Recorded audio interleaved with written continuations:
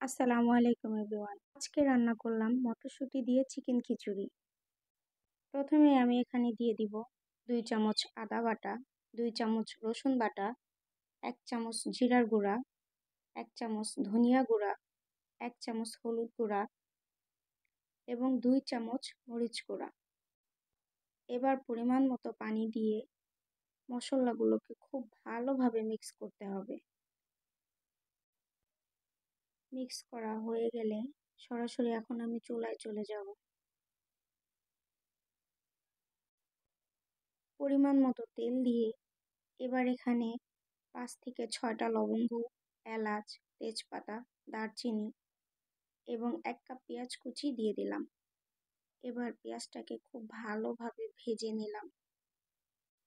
আমি এখানে পেঁয়াজটাকে লাল করে ভেজে নিয়েছি। এবার যে মশলাটা মিক্স করে রেখেছিলাম ওই মশলাটা দিয়ে দিব। একসঙ্গে সবগুলো উপকরণ একটু ভেজে নিব। এরপরে সামান্য পানি দিয়ে মশলাটাকে কষিয়ে নিব। চিকেনটাকে আমি আগে থেকেই ধুয়ে রেখেছিলাম। পরিমাণ মতো লবণ দিয়ে মশলাটার সঙ্গে ভালোভাবে একটু মিশিয়ে নিব। এখন আমি ধুয়ে রাখা চিকেনগুলো দিয়ে দিলাম। চিকেনটাকে ভালোভাবে মিক্স করে ঢাকনা দিয়ে ঢেকে দিব। আমি এখানে এক্সট্রা কোনো পানি অ্যাড করি নাই। চিকেনটাকে ভালোভাবে কষিয়ে এবার আমি মটরশুঁটিগুলো দিয়ে দিব। চিকেনের সঙ্গে মটরশুঁটিগুলো ভালোভাবে মিশিয়ে নিব।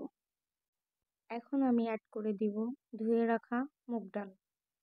মুগ ডাল, মটরশুঁটি ও চিকেন 3টা উপকরণ এখন আমি 4 থেকে 5 মিনিট খুব ভালোভাবে কষিয়ে নিব। আমি এখানে কোনো পানি অ্যাড করব না। এরপর দিয়ে দিব পোলার চাল এবং মসুরের ডাল। আমি চাল এবং ডালটাকে আধা ঘন্টা ভিজিয়ে রেখে পানি ঝরিয়ে নিয়েছি। এবার সবগুলো উপকরণকে খুব ভালোভাবে ভেজে নিব 4 থেকে 5 মিনিট।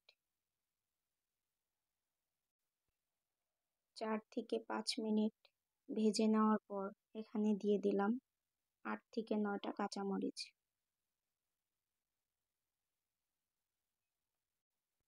এবার পরিমাণ মতো পানি দিয়ে ভালোভাবে মিশিয়ে নিব।